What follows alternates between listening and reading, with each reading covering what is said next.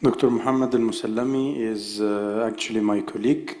He is a consultant of cardiac electrophysiology doing pacing and cardiac ablations, and he will speak about the troubleshooting of cardiac resynchronization device. Okay. Good morning, good afternoon, everybody. And now we are preparing the presentation, but I want to ask you till presentation will appear regarding the big fight now between new era of left bundle branch or conductive system pacing and CRT. So who is or optimistic with conductive system pacing over CRT? All? Yes. Yes, but I think this little number. So many of patients, many of doctors still supporting CRT. Okay, but still we are seeing the result of this fight. Okay, we introduce now. I will introduce now how to support in CRT implantation from here. Okay. Implant procedure, we have 6 implant process: cannulate coronary sinus, perform venogram, select target vein and lead, and place the lead, remove implant tool, and measure final threshold and sensing. Implant procedure getting starting, backup pacing should be readily available. Okay, if the patient have heart block, we should secure him with backup pacing. RV lead first or LV lead first? That's the question. I think accordingly, if the patient need a backup pacing, so we should place RV lead, and we can use it as backup pacing. If the patient doesn't need backup pacing, so we can go for LV pacing first. Okay. Position of RV lead, the optimal site is still not determined. Mid-septal or RVUT preferred by some. However, defibrillation threshold may be higher. Okay, pro and cons, as I told, RV lead or LV placed first. Implant procedure, use preferred method to access subclavian vein. As we have 3 axes now, cephalic vein cut down or axillary vein puncture or subclavian, I prefer first cephalic veins, then axillary, and the last one subclavian. Okay, and then we can use also, if there is difficult puncture, we can use venogram to see the axillary vein. Okay, and target it. We prefer to target it in caudal view, okay, to be more safe. And regarding axillary vein and subclavian, it's the last option. Okay. We preferably use 3 axes, not 2 in 1 or 3 in 1. Preferably 3 axes every for CRT. Left atrial, right atrial axis, RV lead axis, and LV lead axis separate.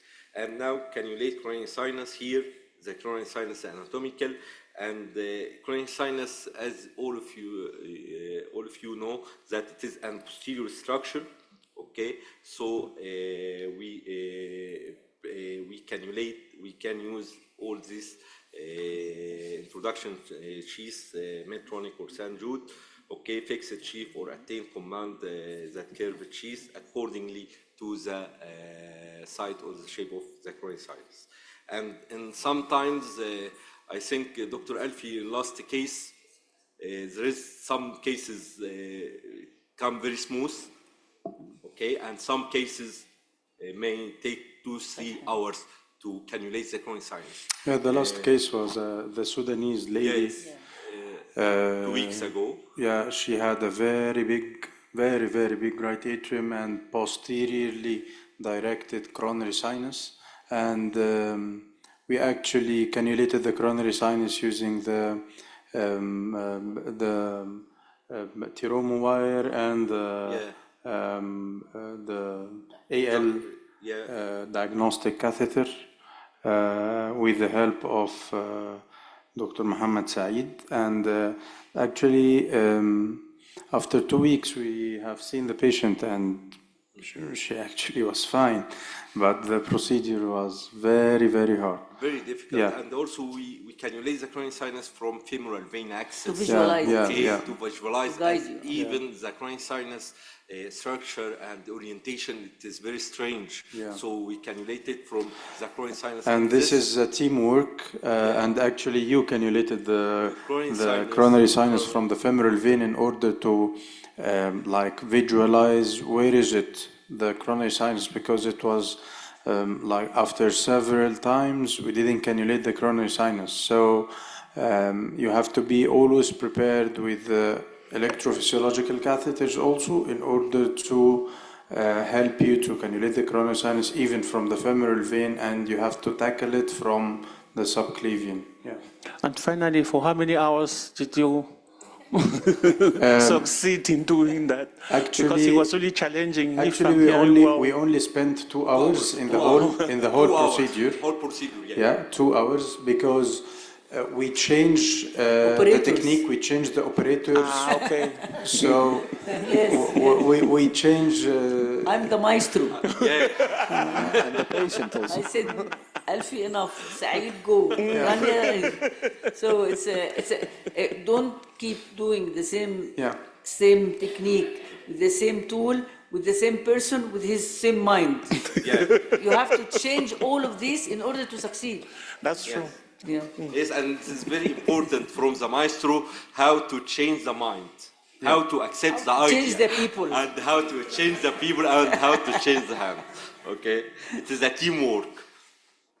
We suggest use curve shape selection according to measuring regarding the coronary sinus shape. Okay, cannulation, obtain venous access, and flush component. All these things, I think we all know it. Okay, cannulation here. Use care when passing the guide catheter through the vessel. Due to the relative stiffness of the catheter, damage to the wall may go with dissection of the coronary sinus by the end. Key point in the anatomy of the coronary sinus cannulation, the ostium is in the posturociptal region of the right atrium and may be obstructed by the spacium vein. The ostium is not on the floor of the right atrium, but up to 1 to 2 centimeters. As the right atrium dilates, the ostium may be more posterior and 1 centimeter higher. Material used the outer guider caster, guide wire, EP caster, deflectable, non-deflectable, coronary caster, Jotcon right AL, or inner sheath cannulator. And we can also rotate to cannulate, starting low, then go above. And second thing, after cannulation, perform a venogram and to select the suitable branch. Here in LEO and in REO, okay, we prefer the posterolateral branch or lateral branch, not anterior branch. Okay, here middle cardiac vein, posterior cardiac vein, anterior cardiac vein. Also in LEO 40, anterolateral cardiac vein, it is more anterior, posterolateral and lateral cardiac vein. Here the ideal position is lateral or posterolateral lead. Select the targeted vein, left ventricular free wall, lateral, posterolateral, anterolateral, suboptimal need location, middle cardiac vein or great cardiac vein.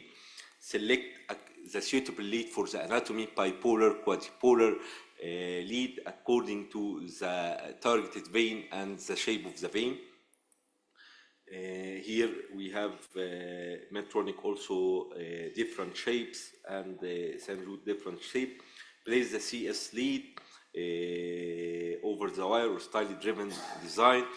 Guide wire can be either front loaded or back loaded. You need to separate 0.014 guide wire, CS lead position, and after best side to base LV, anatomical lateral vein fluoroscopal electrogram LV EGM at the late QRS as possible, RV and LV electrogram as far as possible, hemodynamic ECG, narrowing of the pacing, latest area of mechanical activation as determined by imaging tool, site to avoid a great cardiac vein, apical LV position, phrenic nerve stimulation, or putting the lead, and we have obtained a high voltage threshold. That means that we are in the scar area. Here in LV lead position lesson from MADD CRT trial conclusion, LV lead position in the apical region were associated with an unfavorable outcome, suggesting that this lead location should be avoided in cardiac resynchronization therapy. And here activation map using 3D mapping system, and remove the implant tool using universal tooth sliotar or adjustable sliotar. How to remove? Be sure the stylet or guide wire is in place before removing the sheath. Be sure that the shape of the lead is not retained by the stylet. Use continuous fluoro and retest threshold and phrenic stimulation after removing the tool. Here, this incorrect slitting, we should here correct slitting, that slitting is the sliotar is steady and stable, and we remove the sheath already. Final electrical test RA, right atrium, RV, and LV independently. Test at 10 volt for phrenic and phacomatic stimulation.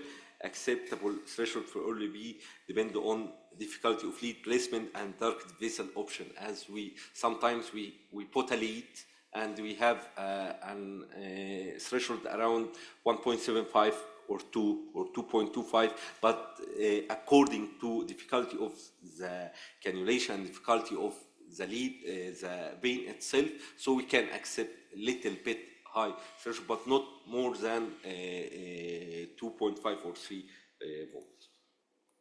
Basing vector programming, and this also I pick this picture that sometimes we have an old CRT lead, okay, with DF1 lead. So before replacement, that we think that is an easy procedure.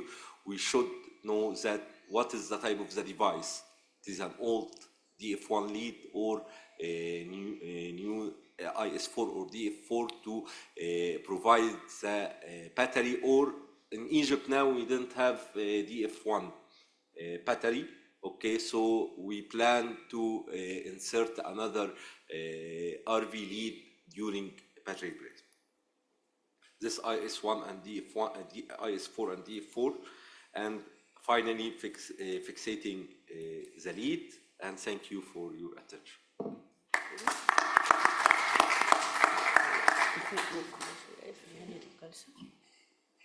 Thank you very much. Thank you very much, Salami. As usual, very comprehensive presentation. Any questions? Yes. Gabri. Yes. Thank you very much for your experience. And for those patients that sometimes are unstable during procedure, do you have anesthesiologist by your side, or you manage it yourself? And at the end, you didn't show the pocket, you know. Sometimes the pocket, the sutures, how do you put there? I don't know, you put the back of cement or back of sand, or I don't know, a compressive. Which type of stitches do you use? So many things. So regarding patient instability, we work in a very occupied hospital, okay, well occupied, and anesthesia should be available at any times, okay. And before starting the procedure, we should evaluate the patient. The patient is not dyspneic, not orthopneic.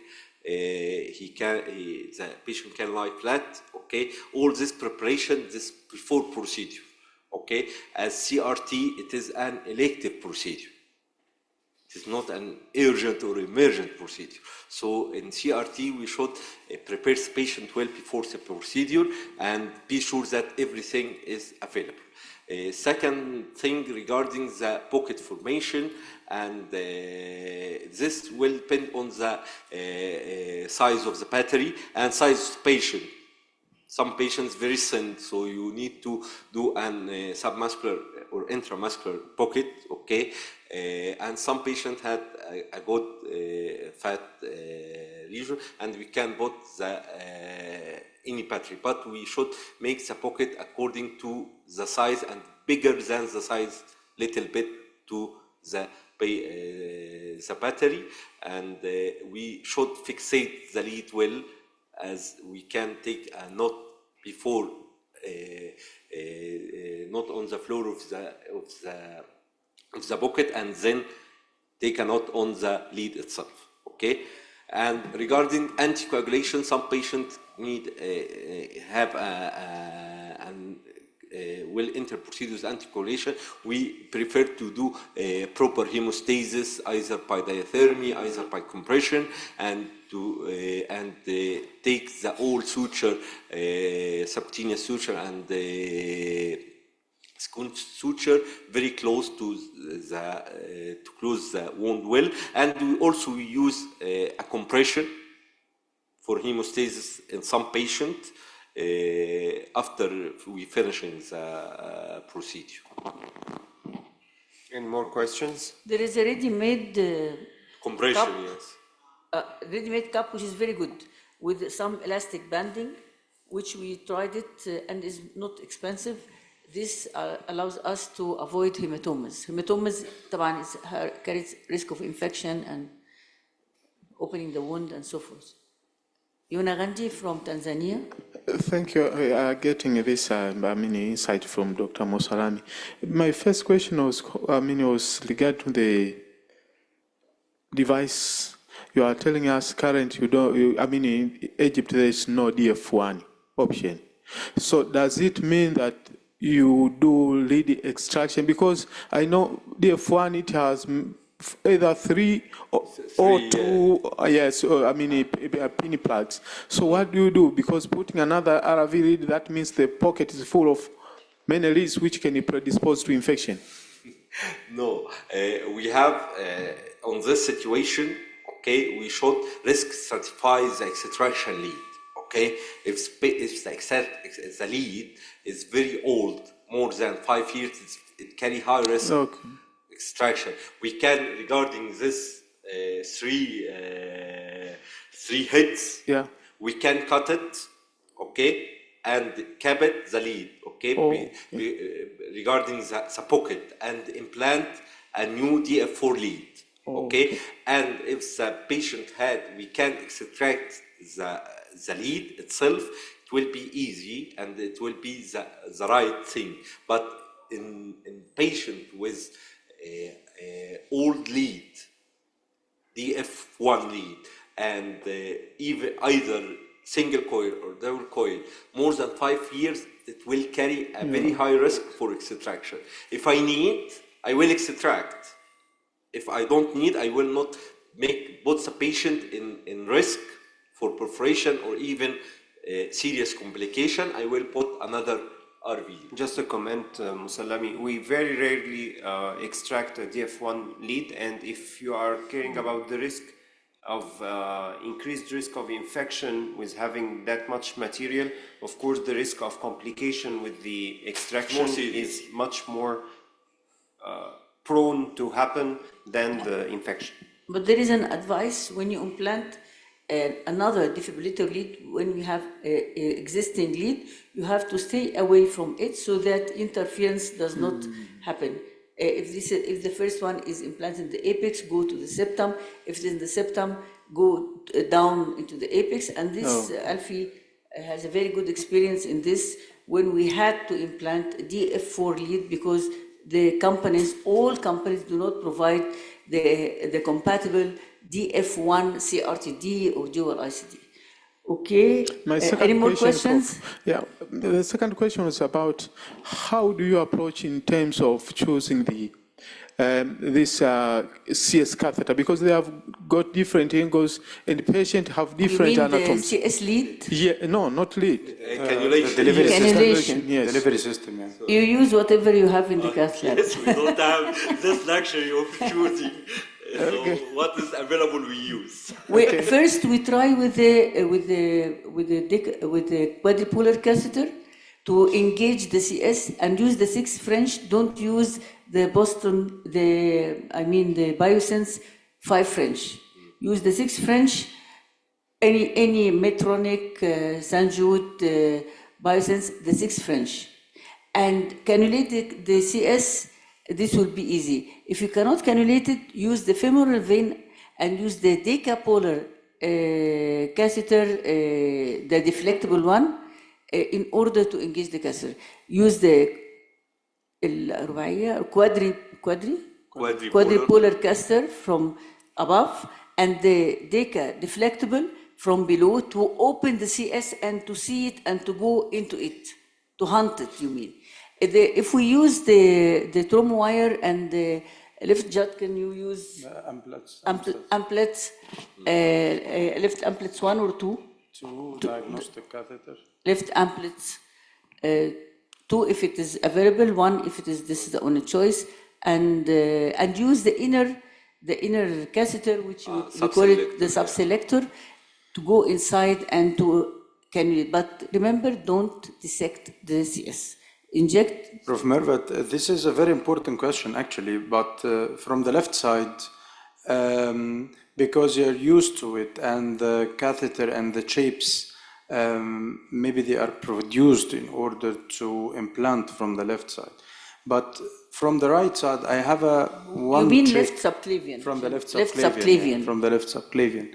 From the right subclavian, we have a special technique, and maybe you can share with you that you can cannulate the coronary sinus using a quadripolar catheter, quadripolar EP catheter, and then we cut the tip of the catheter, the end of the catheter, and we glide the delivery system on the quadripolar catheter in order to freely cannulate the CS using the quadripolar catheter itself at first, and then at first do not use the delivery system because it will direct you away from the coronary sinus.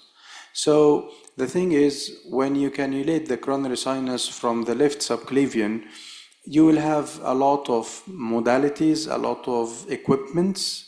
From the right side, even if it from the right subclavian, even with a dilated right atrium and a dilated myopathy patient, you have to cannulate it gently using the quadripolar. This is what we do back home. Yeah. Okay. We will close this session. Thank you all speakers, and thank you the audience. And we have to go for lunch downstairs. Yes, and we'll come back at 3 o'clock maximum to start to continue our presentation with the Columbus and Everpace company with very interesting presentations. Thank you.